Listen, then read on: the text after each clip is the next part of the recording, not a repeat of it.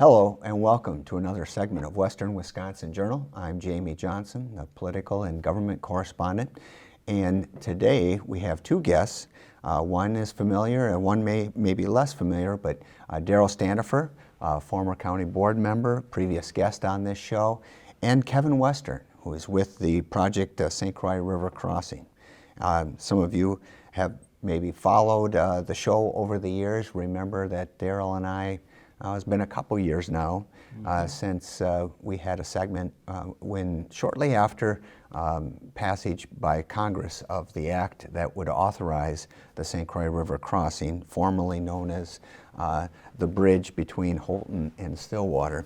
So I guess where we want to start is just how we got to today and how the project is going. So we'll start with Darrell. If you can capsulize for us what really went on after, passage by Congress of the act. And you probably have more of the history too. It's kind of amazing that this project actually had its underpinnings going back to the 50s. Back to the 50s. This was a long journey to get to where we're at today. The very first documented conversation in minutes at MnDOT as far as consideration of the fact that that bridge would need to be replaced based on traffic counts and needs in the future was in 1954.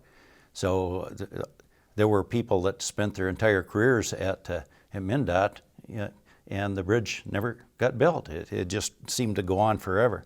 The county board passed its first resolution of support for the bridge, and primarily addressing traffic safety and concerns for loss of life that were occurring because of traffic congestion in 1984. So 31 years, St. Croix County Board has been consistently in support of the bridge. I was first elected to the county board in 1994, and in 1997 we passed another resolution. At this point I'm on the administration committee and had been interested in the bridge even prior to that. And so shortly after that, made one of my first lobbying trips to DC, appointed by then board chair Tom Dorsey to represent the county on that issue. And as most people will recall, we came close early on to having approval. At that point, we were urging our congressional delegations to be in support of the project and to have conversation with the National Park Service and urged that the bridge be built. And ultimately it was determined that for it to be built, it was going to literally take, the old cliche, an act of Congress in order to have a specific and narrow exemption from the Wild and Scenic Rivers Act.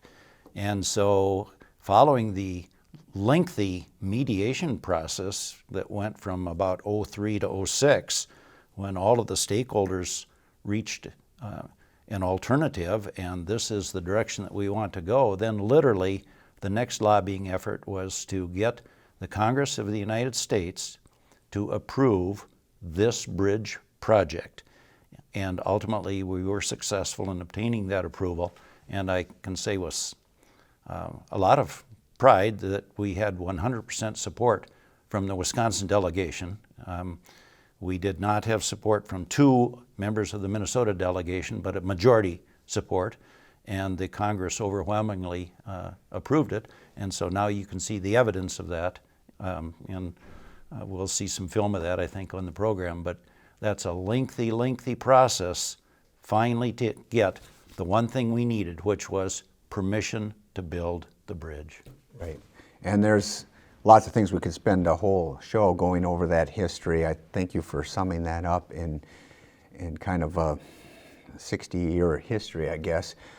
But the plans, again, were starting back in the 60s, you said, Kevin, that there was actually starting to have surveying done? In the 60s, we had some of our MnDOT staff went out and surveyed different alignments, looked at locations, the topography of the area, trying to understand some of the geology in that area too, and what made the most sense, where could the bridge go? And of course, and part of the delay, we don't have to spend a lot of time, but there was some litigation, and I remember there being issues, environmental and so forth, and because of the Scenic River Act, it did require that federal Congress to act on it. So that brings us up to, well, it was a couple years ago when there was actually the golden shovel ceremony.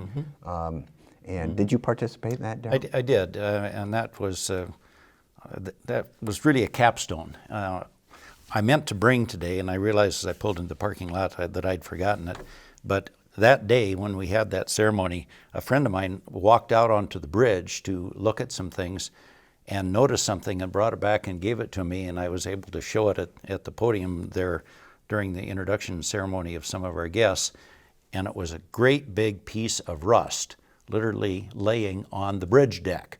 And he brought it back in and said, "This is why we need a new bridge." Right, right.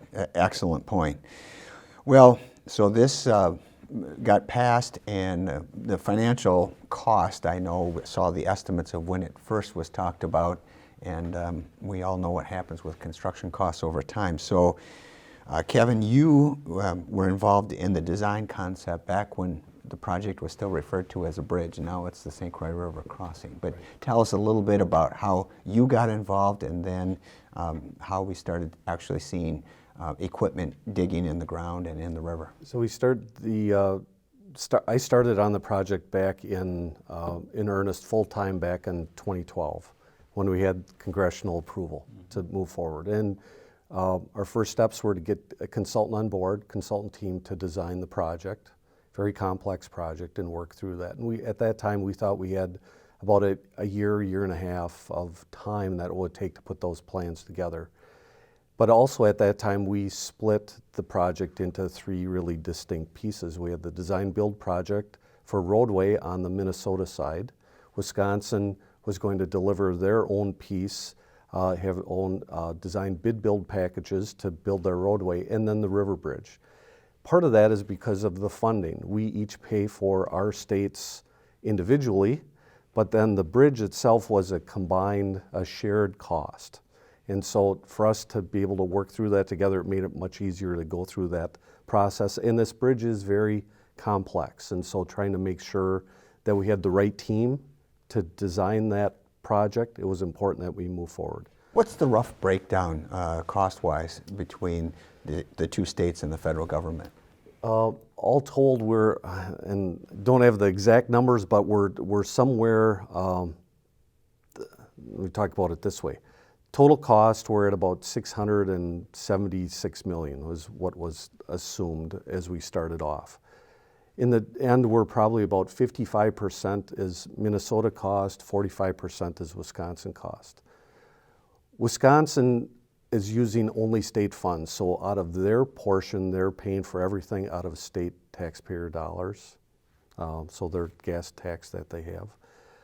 Minnesota, we're doing a little bit different. We are paying some of it with federal funds, and when you do use federal funds, it's not fully paid for, it's 80-20 split. So but then some of the things we're paying for are only Minnesota funds. So there's a unique mix of funding from all the different resources that we have going into the project. But at the risk of being rude, the number that the public hears includes a lot of transportation infrastructure on both sides of the river. Absolutely. That's much more than the cost of the bridge. Right, and it's all the cost of, when you hear this total project cost, it's everything together, all the engineering, all the pre-design that's been done.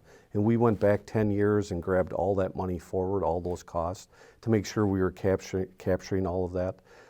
The projects themselves, we have about $440 million of construction letting costs out of that about $646 million that we're at right now. But we still have a few more projects to let. We have a second piece of our loop trail, and we also have the conversion of the lift bridge that has to come forward yet. Right, and without getting into great detail, I think this is a good time now to let people know that if they do have detailed questions, there's a great website, and you provide me with a link. It's www.dot.gov so dot spelled out, but dot.state.mn.us/St. Croix Crossing, all one word, but it's STCROIXCROSSING. So St. Croix Crossing with no period and the ST just standing for Saint. So people can go to that. There's everything on there. It's showing the progress of the bridge, which is kind of phenomenal. And I think our producer, Nate's going to be interspersing in this interview here some of the footage that has been taken, because I know there's been some tours available to certain members of the public, VIPs and whatnot, who have been able to get an up-close view on the river to see the progress of the different piers and whatnot.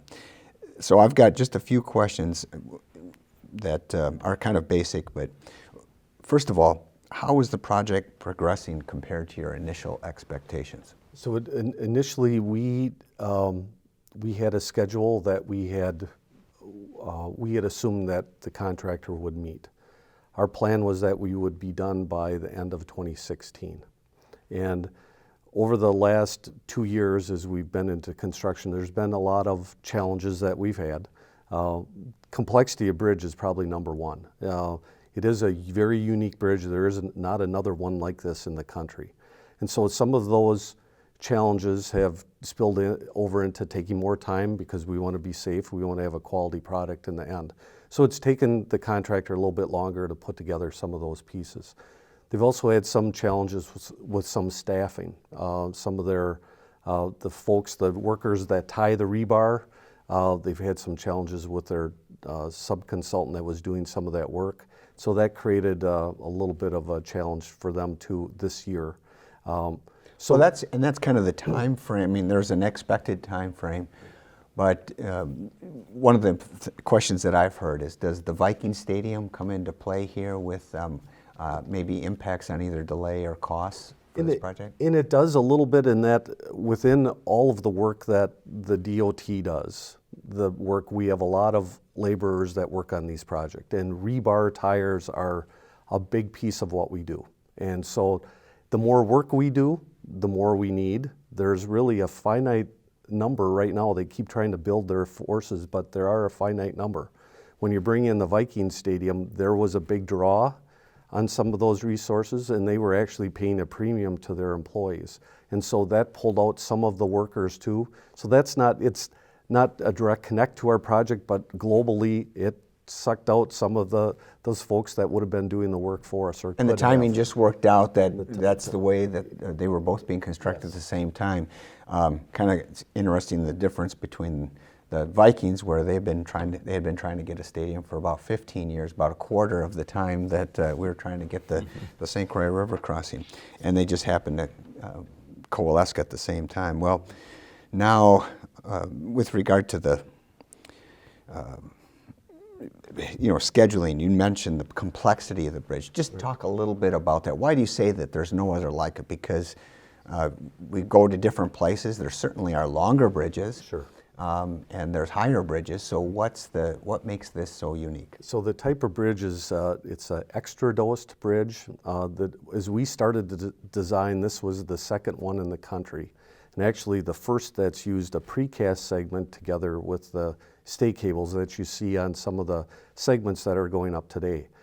And so that interaction and how the pieces get put together, all the components get put together, the timing of them, and sequentially can you make things more efficient. As we design and we plan, we put together a pattern of how it can be built, how the stresses work, it's all safe, meets all their code requirements. The contractor needs to take that and look at that and make sure that they meet those requirements, but they always look for other opportunities to be more efficient, to do it more timely. And in the end, the description, the way this gets put together is really the way they have to build it. There's not a lot of efficiencies that can be taken into account without bringing an individual team for each pier and each of the segments going up. And so then that creates other logistics problems about now you have more folks that have to understand and have that ability. So you have a quality issue where if you have 2 to 3 of these groups, you can really control your quality much better. And so we've just got into putting the segments up that have the state cable connections over the last couple of months. And so they're really getting to understand what it's going to take to get the rest of the segments up. We've talked about delaying the project now until 2017. Part of it, we need to understand what it's going to take. And so we're getting good information now. We'll be able to better understand this. Our plan is to have this sometime towards the end of November, early December. Okay. So certainly there's this pent-up demand for the bridge, I mean, and so to speak, expectations that it get done, but more important than getting it done fast is getting it done right and safe. Safe, again, we're very high. I mean, we are 100 to 150 feet above the water. And the climate that we have here, building in the cold weather, we've seen the rebar installers up there in the cold and trying to hold on with gloves, and you get the rebar a little icy. You want to be careful on what you're doing. And so it's really important. And quality is, we can't skimp on this. We have to make sure it's done right the first time. It's hard to replace something when it's been put in concrete. So we're basically looking at 2 more winters over which the construction will happen.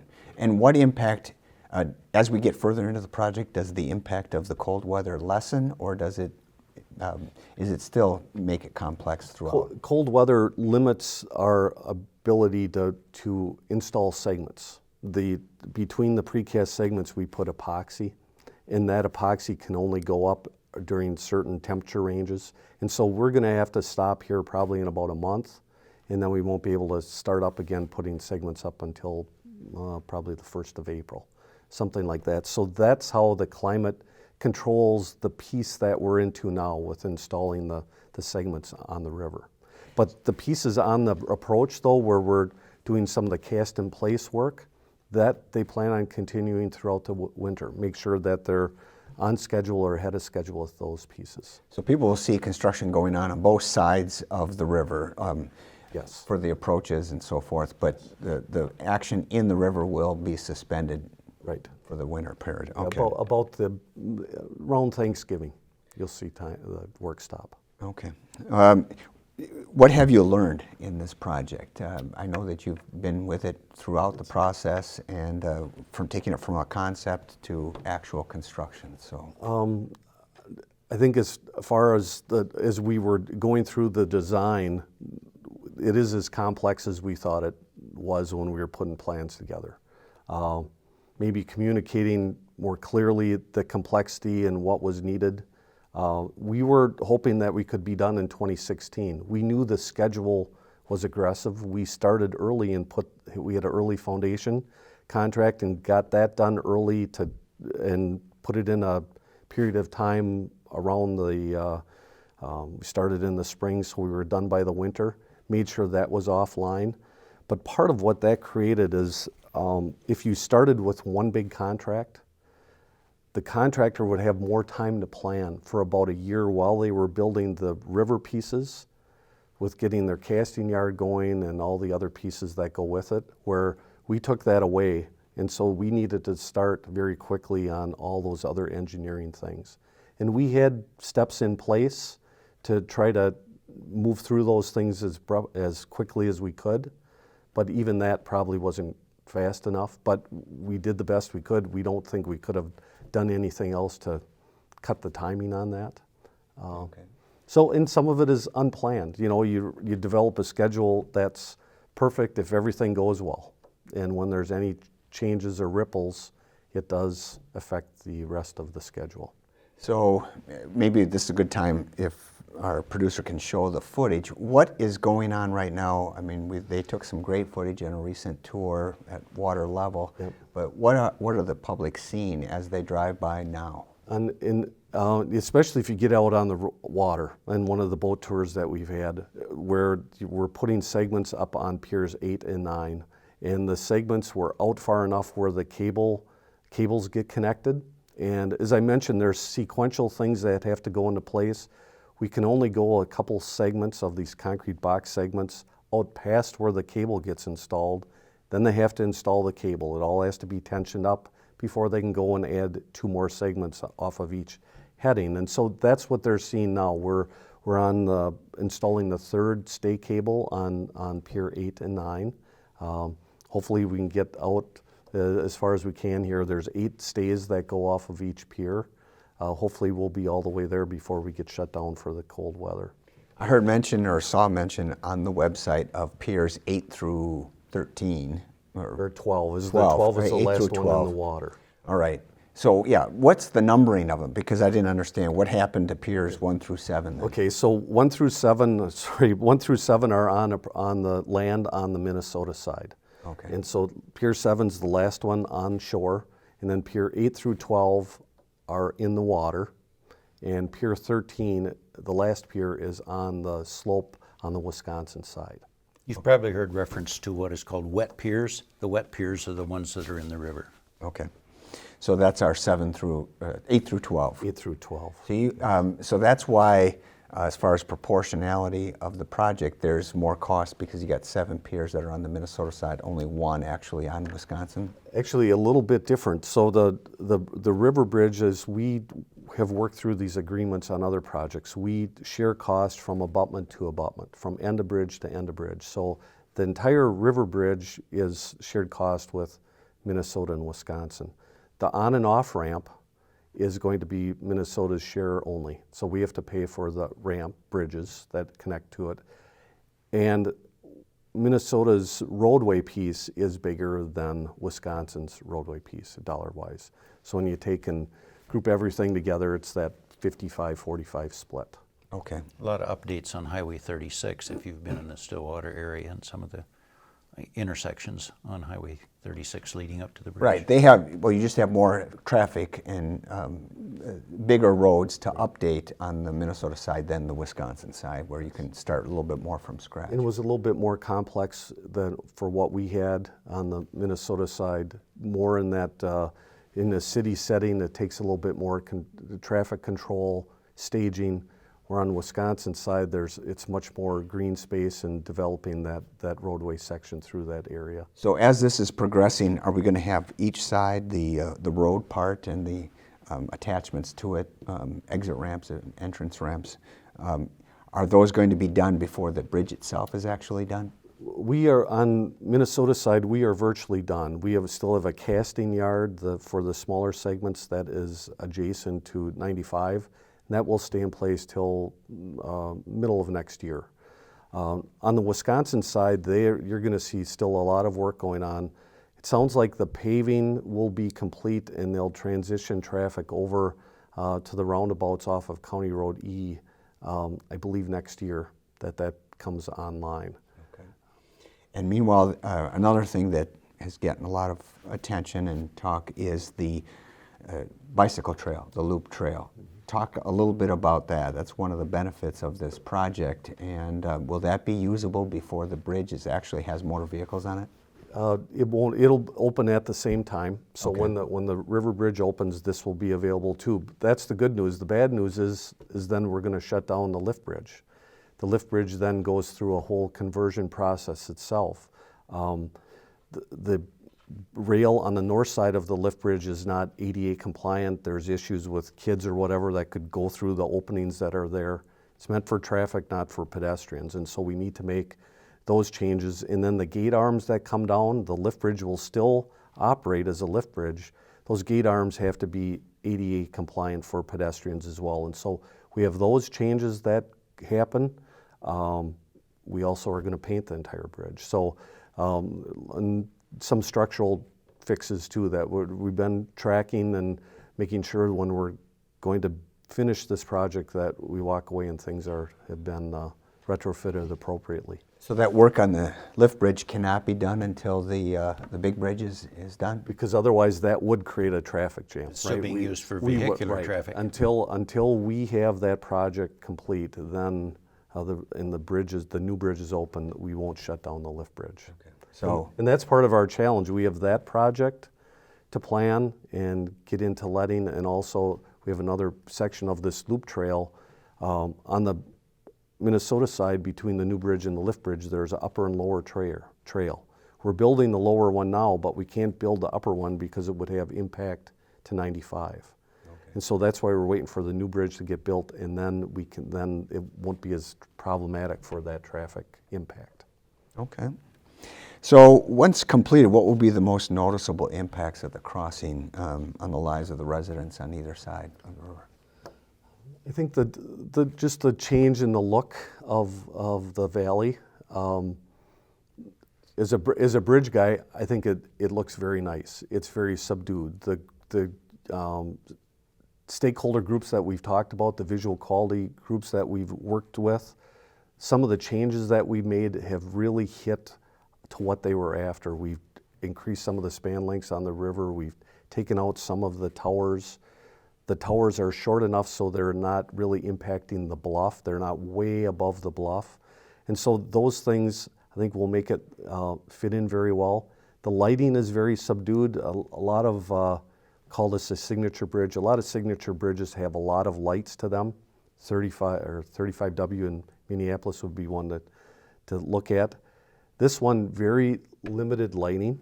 And actually we have sensors that our lighting folks can dim the bridge. They can bring the lighting back up depending on how things look and what we hear from the stakeholders. So that will happen. We also have some new, higher, innovative lighting that actually they can shut off the lights on the roadway lights. And so it has LED lights. There's going to be a cost-saving feature too for the public, but they think it'll help in the area and not having the bright lights overshone into the whole region. Okay. Oh, and obviously the commute times. I mean, Darrell alluded to the safety feature of what could happen if somebody needed to get emergency services, and having that bridge without the requirement of waiting for the lift bridge to function or just having the congestion that's downtown Stillwater. That will be able to be bypassed. There's significant parts of the county in the Somerset area that are served by Lakeview Hospital, and so it's always been a difficult issue. Even when the bridge was functioning properly, it may be in an up position, traffic could not cross, and even worse than when it might be shut down for high water or other factors. There were some documented cases of loss of life caused by the fact that we could not transport that person from St. Croix County into the primary service provider, the EMT service provider at Lakeview Hospital. I remember seeing an animation, I think, is it still on the website, of what the trail, the loop trail would look like? Yes.